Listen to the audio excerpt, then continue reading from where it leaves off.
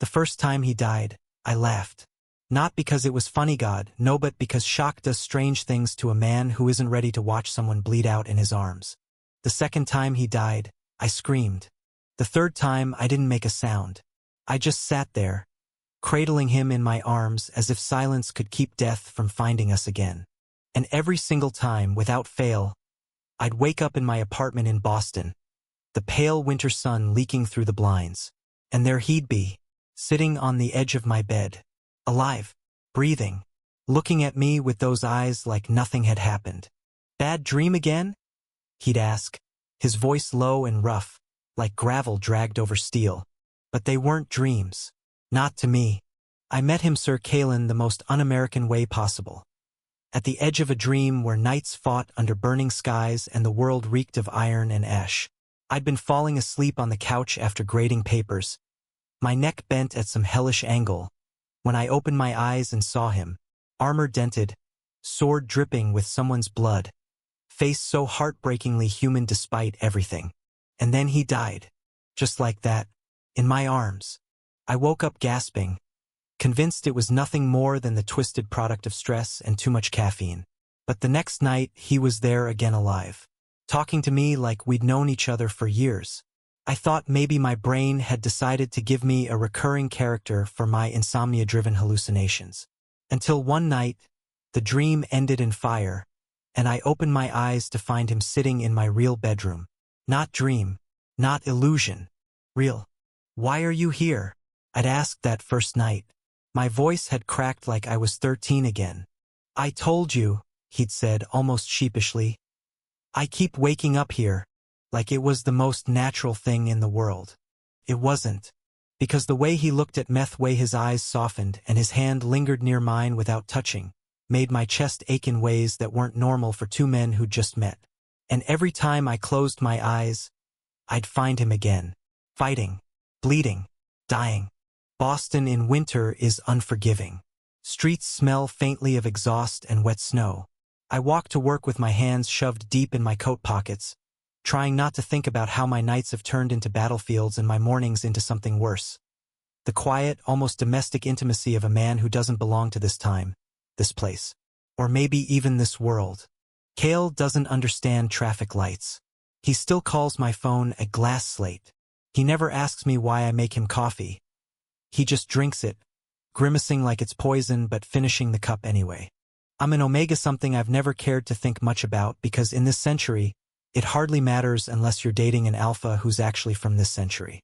But Cale, he's not. He carries the scent of battle and dominance like an invisible cloak, and my body notices even when my brain tries not to. He's not all tenderness, though. Sometimes he looks at me like I'm someone else entirely, someone he's lost. One night, in the dream, the battle came too fast.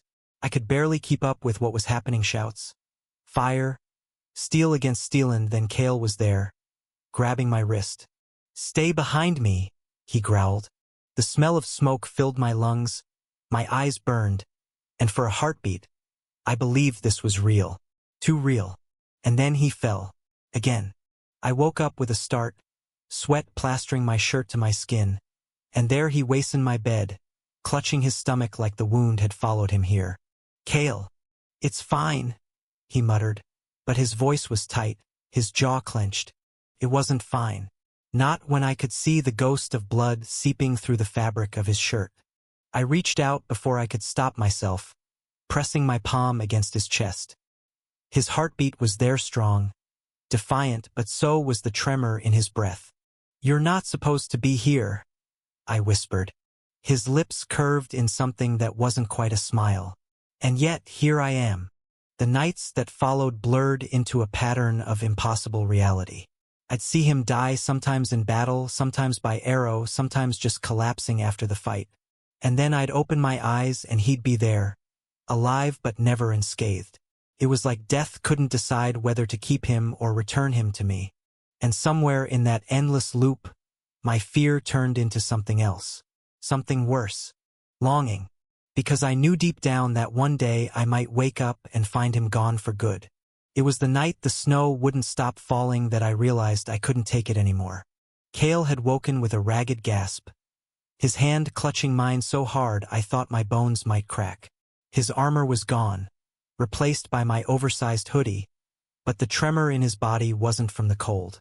"I saw you," he whispered, eyes darting away. "In the dream. You were dying." My heart froze. It had always been him, always his blood on the ground. Never me. "What happened?" I asked. He shook his head. "Didn't matter. I fought through it. I got to you in time." But the way his voice cracked told me he hadn't. The next dream wasn't a battle, it was a siege. Smoke poured into the air like the whole sky was burning. Kale was at my side, dragging me through rubble, his body a shield against falling stone and stray arrows. "Almost there," he grunted. Then a blade flashed from the corner of my eye. I pushed him without thinking, felt the steel tear into me instead of him. His roar shook the ground.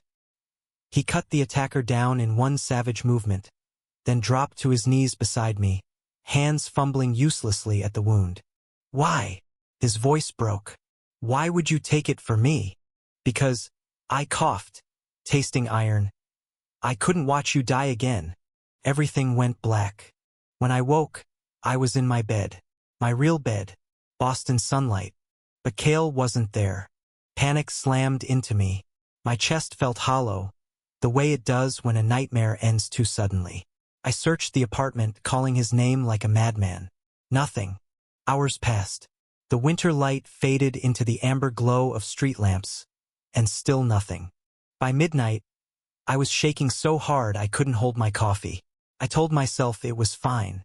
He'd been gone before, just not for long. But this time I felt it. A gnawing emptiness, like the string tethering us had been cut. 3 nights later he came back, but it wasn't like before. He stumbled into my room in full armor, dented and blackened with soot, a long gash across his temple. His eyes locked on mine as if afraid I'd vanish if he blinked. "I found the way," he said, voice hoarse. "A way to end it." "End what?" "This curse. This loop. But it means I can't come back here unless," he stopped. His gaze flicked to my lips, then down to his hands. "Unless I choose to stay." Something inside me twisted. "And if you stay, I can't protect my world. And if you go, you die there, and I'll keep waking up here, over and over, until I'm nothing but a ghost in your life." The choice hung between us like a sword. We didn't speak for a long time. The only sound was the snow tapping against the window, the soft rasp of our breathing. Finally, I stepped closer. "Then stay. Not because you have to, because you want to." He closed his eyes, as if my words were both a mercy and a blade. When they opened again, they burned with something fierce. "I do." And then he kissed me hard, desperate, like every death and every rebirth had led to this single moment. The curse didn't break all at once. Some nights I still dreamed of battles, but he never died in them again. Instead, we fought side by side, our blades striking in rhythm, his back pressed against mine. I'd wake to find him tangled in my sheets, one arm draped lazily across my waist, as if holding me in place even in sleep. Boston thawed into spring. We learned each other in quiet ways. The songs he hummed without realizing, the way I always took my coffee black now because he'd started stealing sips. And every morning, no matter how dark the dream had been, we woke together, alive. The last time I dreamed of the battlefield, there was no fire, no blood, only Kale's hand in mine as we walked away from it all.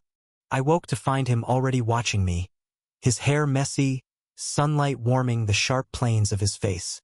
"You're staring," I murmured. "I'm memorizing," he said. And for the first time since this all began, I believed we had finally outrun death. Thank you for listening. If you find it interesting, please like and subscribe to follow the next stories.